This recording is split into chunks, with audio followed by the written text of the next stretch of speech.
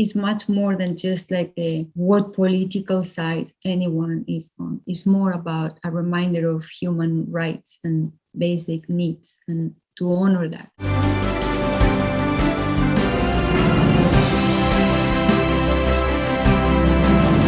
I understand that you heard about it very early on from Pedro, but at the time when he told it to you was several years ago. So how different would you say it was from what the film actually became when you finally had a chance to see the final version? Really different.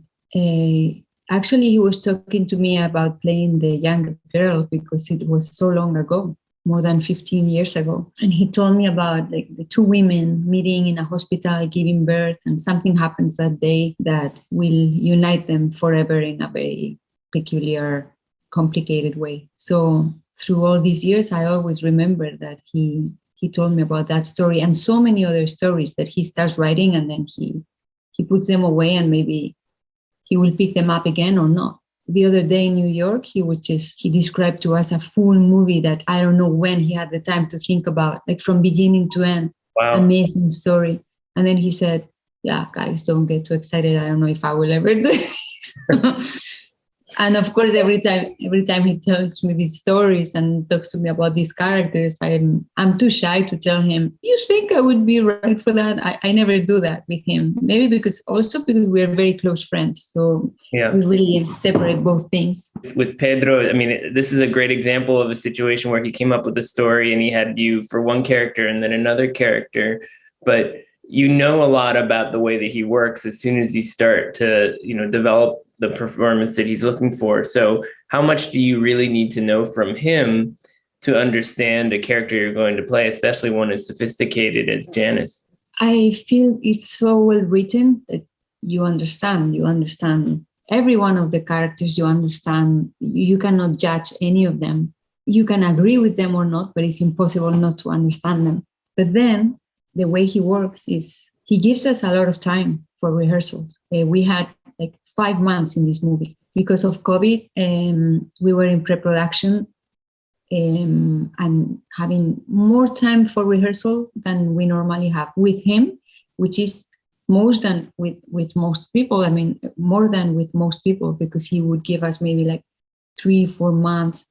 And in this case, it was almost 5. And he says that we are generous to accept that. But I feel, I always tell him, no, Pedro, it's the opposite. You're giving us all this time to us, to the actresses and the actors, and to all the departments. He's so present for everyone.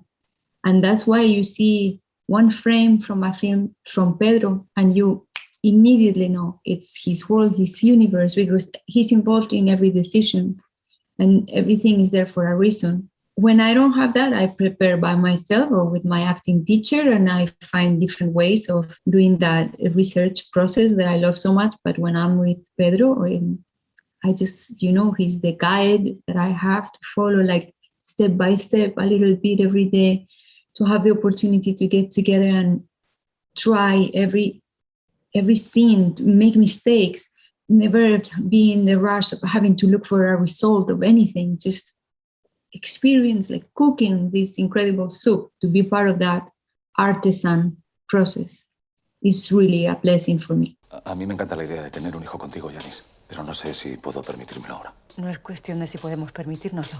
Es cuestión de que ya está aquí. He has said that this role was very difficult for you, that there were a lot of moments on set where it felt like you needed the space to sort of absorb the emotions of the experience. So can you tell me a little bit about why that might have been?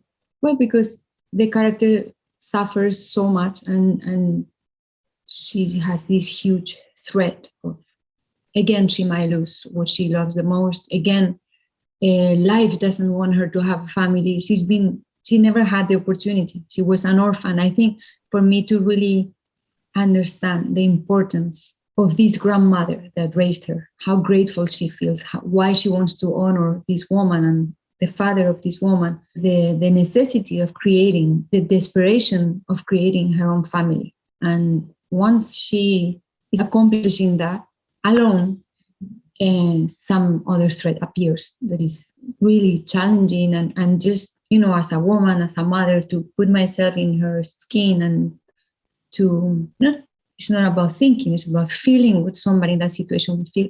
Of course, we were going to go through a lot, but I say that happy, like if you're going to do something like that, it's for others. It's not about you. It's not about your ego. It's not about, oh, look how much I suffered. Of course, but you're going to suffer in the name of what? In the name of honoring the women or the people that unfortunately are put in situations like that where they can lose what they love the most for whatever reason. Yeah, and one of the things that's so remarkable about the film, and I think your performance in particular, is so much of it is internalized in that respect, that your face tells the story. And in fact, one of the most striking recurring shots is when you're looking at a screen and reading information, and we just look at your face, kind of like what we're doing right now, actually, but a very different kind of context. And I'm curious about those kinds of reaction shots. How do you work with Pedro to figure out how to look at information and convey something meaningful as a result of it? I was really reading the results, like if it was the first time. And I had 3 different scenes that were, okay, you're going to look at a computer, open an email, and receive incredible news that you are not going to like. That are devastating. And not to do the same thing in any one of those scenes. No? With Pedro, they're guiding me and looking for, experimenting, like looking for different things, don't having fear of being ridiculous or doing too little or too much, or like just try things. And it's true that he always told me from the beginning of the rehearsals, I am somebody that would express feelings much more through tears or in a more passionate way than Janice. And he's a part of the process of rehearsing so much, he told us, was about drying our own tears. I think that is really great to have a director who will recognize the difference between the two. We know it also, but sometimes these things can mix up because it's your own instrument, your own traumas, your own memories, good, bad, everything will get into the character without forcing it. Forcing it would be terrible, but sometimes, there is a little manipulation when you feel insecure and things get in the wrong moment. It's like, I don't want your tears, he would say to Milena and to me. And a lot of that process was about that, finding a different way to express that pain. And I think Pedro did something incredible with that because he created for 30 or 40 minutes in the movie. You don't know if you're watching a thriller. You don't know if you're watching film noir. It's anything but melodramatic. It's so dry, and you can almost hear the beat of their hearts, and it's really suffocating. And I think it's so clever that he did that as a director and the whole thing is planned like from beginning to end, like every single frame, every single shot, every single, like the temperature of everything. But then my character and also me as an actress needed to have the permission to have that release when she decides to share some truth, to have that emotional release where she ends up throwing up in the floor in the bathroom and crying hysterically. Without that moment, I think Janice would have lost her mind. And maybe me too, playing her. So we needed to go through that explosion, but that explosion would have come maybe much earlier if it wasn't for Pedro being there, making sure that we are being like fair to playing somebody that expressed her pain in a different way.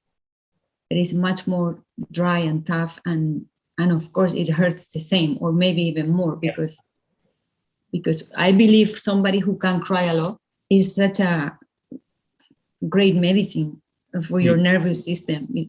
And maybe Janice is like wait so long, so strong, but inside is completely devastated. And then there is that block in there where she can have that explosion. ¿No pensaste nunca en mí? Todo el tiempo. Mi amor, yo te quiero mucho, ¿eh? I want to ask you off of that about working with an actress like Milena, who's such a newcomer, because you have such remarkable scenes together where, the chemistry has so many layers to it. The argument that you have in the kitchen in particular is fascinating to me because I know your character is thinking one thing and saying something else. So can you tell me a little bit about what the process was like working with someone who, unlike yourself, has not had so many experiences, and certainly has not had any experiences with Pedro, which you've done quite a bit. It was an instant connection. We get along really well. There is a lot of trust. She did one of her tests with the casting director, and then she did one with us. And Pedro and I looked at each other. This is such a blessing to have found her. We really needed that, In some movies, or maybe that doesn't matter, you have that or you don't, but I feel like in this dynamic of these two characters, we needed to have that trust. And I loved working with her. And the other thing that I think is striking is to see, when I watch you acting opposite somebody who's so new, it led me to think about some of your early performances. And I actually revisited Jamón Jamón recently. And I was thinking about the nature of doing such challenging work so early in your career, and how that established the way that you like to work as an actress, because there are some people who might be, afraid to take on something where they don't know, how it's going to play for audiences, or if it's going to have a divided reaction. So can you tell me a bit about how these early experiences with the opportunities that you had sort of informed your philosophy as an actress in terms of the material that you decided to take on? But in a way, I feel that never changes, because you never know. You have to follow your heart, follow your gut, and decide and do the best that you can and learn as much as you can. I was very lucky at the beginning, because it was in the same year Jamón Jamón and Belle Époque came out, and they were like day and night. They were so different from both characters. And actually, that's why Pedro called me after those two movies. The first time he called me was because of that. So I was very lucky that, quickly in 1 year, when you're beginning, you can show characters that are so diverse. And if they don't give you the opportunity to do it, you might never be able to. Mm-hmm. So I've been very lucky with the trust from so many directors that have, imagined me in things that they had not seen me do before. But I believe that things will go also very well for Milena, because I think she's a great actress, and she's very young, but she knows very well what she wants. And sometimes when she asks me for advice, the only thing that I could give her is to take care of herself and to rest, and it sounds like simple advice, but the same one that my mom's still giving me, like sometimes try to take things slower and take care of yourself. So I know with that advice, I'm not wrong. It sounds like safe advice. But the other thing about working on a film like this is that it seems to me like a real turning point for Pedro as a filmmaker to deal with a subject matter that has never been so explicit in his films before. And I know you've spoken before about seeing his films in your early days during La Movida and being excited by them. But I'm wondering how much you were aware of what came before, the idea that these films were about freedom and democracy, the way that we look at them now. Well, I was very little, but I could hear the generations before and the ones before complaining about what they didn't have in terms of freedom of speech. And then I saw this figure, like this director, that to me was much more than a director, that I was always wondering, why is he not the president of our country? Mm-hmm. And I remember thinking that when I was 12 or something like that, 12, 13, because he's so bright. It's not just funny, and not only through his films, but also you do an interview with him, or you listen to him speak for an hour, and he always says really interesting things about an incredible point of view on life that is so, I think, necessary for the world also now. Being as an artist, he has such a great balance. So respect, but he has to tell stories, and he will never give that up, that freedom. And of course, the film is confronting the Civil War in a way that we've never seen so explicit in his films. I'm wondering what value you see in that aspect of Janice's journey and the potential impact it can have in Spain right now for conversations about this particular issue. The impact is good. but not just for our country. It's just a reminder of, you know, what mistakes not to make again. And Janice this was very important and very clever of Pedro to have these two stories together, because the character is fighting for clarity, for truth, and honor people and their rights and the past. But she, in a way, is doing that while she's not respecting her present and future, because she's lying, because she has to become this amazing liar in life in order to survive, in order not to die of sadness, because she would lose what she loves the most. So it's a really interesting moral dilemma that, you know, women, men, everyone who watches the movie is like, what would I have done in that situation? They understand why she lies for so long. Va a ser muy morena como tú. Es muy morena. En caso de duda, la única solución es hacerse una prueba. Yo no tengo dudas. Pero yo sí. At the same time, she's giving her, the character of Anna, this speech that is great that Pedro can talk about that. It's much more than just like what political side anyone is on. It's more about a reminder of human rights and basic needs, and to honor that. So I don't think anybody could disagree with that. And the movie, anywhere in the world, people in their history would find is similar. What I recall from the last time I was in Madrid is you can see the sort of complicated relationship with history in the streets, in the memorials and so forth. And I wonder how much you were sort of familiar with these kinds of debates, the way we see them in the film between the two characters as you were coming up. Yeah, I feel like everyone in their own country has been, you know, part of conversations and reunions, friends or strangers in a bus, or like, yeah, but I want to have like a positive, you know, look on the future, not just for us, for everywhere, like less division and more united, we could accomplish so much more in this world. And have you spoken with many people who have these, you know, relatives in unmarked graves? I mean, how familiar was that whole side of things to you when Pedro inserted it into the plot? I know some people, just 2 or 3. Yeah, I know people that are happy in that situation and would like to accomplish what Janice would like to accomplish. Yeah, for sure. It's not something rare to find.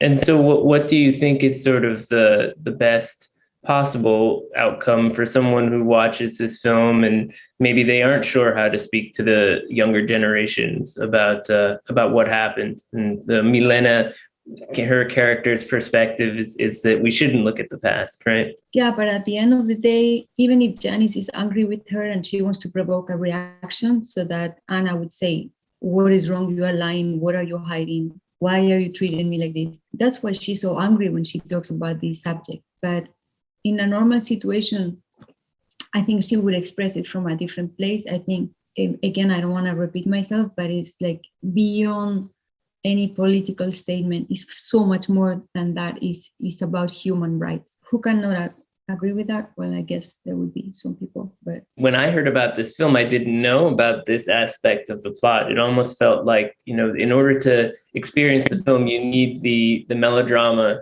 to sort of bring you closer to this bigger point. And in fact, when I saw the film in New York, I heard from many people that they didn't know about, you know, Franco and the impact of the Civil War and so forth. So it does feel like perhaps it's accomplished something on a global level that must be very difficult to do, as when you figure out, you know, how films can actually have an impact on our culture and society. Yeah, I think a lot of people would know, but it's true. Like you're saying, if something like that travels, and you know, a film by Pedro will travel and will make people learn or remember some things and find similarities in their own countries, and because unfortunately there are so many, you know, in that way. And anything that is a wake-up call to be more united and not the opposite. And I don't know what is to me, at the end of the day, you know, when I watch the movie or when we finish this adventure with Janice, I feel like at the end of the day, that is her message. You cannot question the minimum amount of like dignity that any human being deserves. You cannot question that. And that's what she's saying. And And that's what makes her so angry. So to be able to do films like this, especially to continue to work with Pedro on films that have a real impact, I'm curious, what motivates you to work outside of Spain these days? I know there's the 355 coming up soon enough, and I'm sure you'll have others, but now you're still working in Madrid. So how often, I mean, at this point, I know you've had many experiences over the years, but at this point, how often do you actually feel like you need to leave Spain to work? Well, I am a mother, so that is really my priority. But of course, I have to work and I love my profession. And I am lucky that after all these years working, I am able to more or less choose the projects that I do. Mm-hmm. And that includes also try to shoot in the summer when it's not something that happens in our city, because my kids are still young. So if it's in the summer, then we all go together. Then also my husband, as you know, is also an actor. So we try to take turns for that and to really make a family the priority. And I feel very blessed that I can work in all these different territories and all these languages. And I feel very fortunate to be able to do it. And for example, with 355, 3 of us already had kids. So when Jessica called me, she said, we're gonna look at what is better for most of us have babies, and let's make this work for the summer. So, you know, we're already like all thinking about each other in those terms. And actually, I think the movie is great, you know, to have the opportunity to be working in my own country, smaller independent movies. And sometimes when I work in America, sometimes it's also a small independent film that is a very similar system to the ones that most of the time I would do in Europe. And other times it's something bigger like this, like 355, because it made sense. It's that genre, it needs to be big, but it's a very smart script. And I feel there's kind of new about this film, because it's really this time like 5 women really saving the world in a way. I don't wanna tell too much about the movie, but that's when a good she told me, she said, "What would you like to do?" And I said to her, "Actually, I would like to be like the fish out of water. I don't like when in this genre, in these movies, everyone is great at everything. Mm-hmm. Taekwondo, judo, karate, guns, anything. They can do anything." That was one of my points from the beginning with her and Simon, the director. We have to be careful that we are a great team and everyone is great at a few things, but not everyone is good at everything. Right. Because we're humans. So let's be great at many things, but not at everything. One thing that comes up with films like that is the need for more strong central female characters in movies. And I'm sure you're tired of being asked about that all the time, but I'm curious to know what you take out of the conversations around that. You know, are people asking the right questions when it comes to the sort of women who we want to see as the leading characters in current cinema? Because things are starting to change. I think also the questions are starting to change, because a few years ago, I would feel like the questions would only feed the bad monster, you know, of keep making less of ourselves, keep creating the problem by talking about it in that way. But now I feel like we start to have some movement, some changes, but it's not, okay, we have arrived to a place where everything now is fair. And no, it's a process, but I feel that things have started to really move at a different speed now. And just to bring this full circle, I wanted to ask you again about Pedro, because in speaking of things moving, it's fascinating to see how quickly he's working now. He had the short film last year and then this film. And I know now he wants to shoot a film in English. Well, you know him more than a lot of us. So what do you think is going on with Pedro right now? Is he entering some new phase as a filmmaker? I don't know, but I think he's happier when he's on set, when he's either in pre-production or shooting or in post-production. He's happier. Or even now, like promoting the movie, traveling a little bit around the world, and then he's writing something at the same time. That's what he does in hotels. But I hope he will make the decision to shoot more often, because I care to see him happy. And he's in a way, he also suffers on the set. It's a very intense experience, and he tells me he wants me to do the same thing without suffering so much. But then I laugh. I say, you cannot be the one who tells me this, because I worry sometimes for him. It's like if his life depends on every day. Mm-hmm. And nobody is gonna change that. That's the way that he will always be on a set. At the same time, there is a very calm atmosphere, a lot of respect for him from every department, and from him for everyone else. It's a great experience. I feel very lucky that I've done it 8 times, and I hope I can do it many more. Yeah, that's the last thing I wanted to ask you about. It's a bit of a silly question, but given that it's 8 very different kinds of characters, so if you could revisit one of them, or at least just check in to see how she's doing, have you ever thought about who you might go back to? I love all of them because it has been great experiences every time, but probably Raimunda from Volver, because that was an incredible film and an incredible time in making that together. So where is she now? Any ideas? I'm sure she's happy with her daughter and things under control. She was really strong. One day, really Pedro will take the sequel idea and start thinking about it. I think he doesn't like sequels. No? But it would be great to see where she is. I don't think he will ever do that. He has so many stories floating around already. And the other day he told me one amazing. Of course, I cannot share anything, but it was really great. How is producing for you these days? Are you looking to do it more often? Yeah, this is the second time I do it. I produced Mama with Julio Medem, and I'm very proud of that film. And now this is the second time. Juan Diego Boto is my friend since we were 13. We studied theater together. And then he's an incredible writer. He just won a theater in national prize. And he's very young and he's doing incredible things. So I proposed to him to write a script for both of us. And then when he wrote it, I proposed to him to direct it. I said, you cannot give this to anybody else. This is yours too much. And you have the vision and you have to do it. And I think like 2 days later, he said, I think you're right, Will. And then we're producing this with Morena Films, who is the company that I did Mama with. So you're building up to directing, right? It's something that I've been saying that I want to do since I was 16. Since I met Pedro, I've been saying to him, do you think I should be brave enough to do this? I directed ads, commercials for fashion. I directed a documentary about children leukemia.